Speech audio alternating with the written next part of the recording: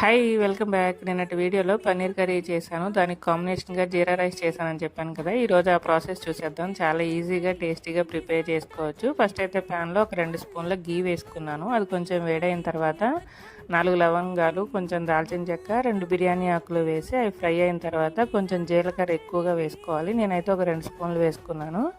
యాక్చువల్గా ఈ మసాలా దినుసులు ఇవన్నీ వేయకుండా కూడా ఉత్తి జీరా పచ్చిమిర్చి వేసి చేసుకోవచ్చు. ఇవన్నీ యాడ్ అనమాట కొంచెం టేస్ట్ కోసం. ఇవన్నీ బాగా ఫ్రై అయిన తర్వాత కొద్దిగా జీడిపప్పు కూడా వేసాను. అది కూడా కొంచెం ఫ్రై అయిన తర్వాత జస్ట్ ఒక 2 పచ్చిమిర్చి వేసుకున్నాను. అంత స్పైసీ ఏం అవసరం లేదు ఈ రైస్కి. ఇంక ఇవన్నీ బాగా ఫ్రై అయిపోయిన తర్వాత ఆల్రెడీ నేను బాస్మతి రైస్ ఒక హాఫ్ అన్ అవర్ నానబెట్టుకున్నాను అనమాట. అది వాటర్తో పాటు వేసేసి టేస్ట్ సరిపడా సాల్ట్, కొంచెం ఎక్కువగా కొత్తిమీర వేసుకుంటే బాగుంటుంది.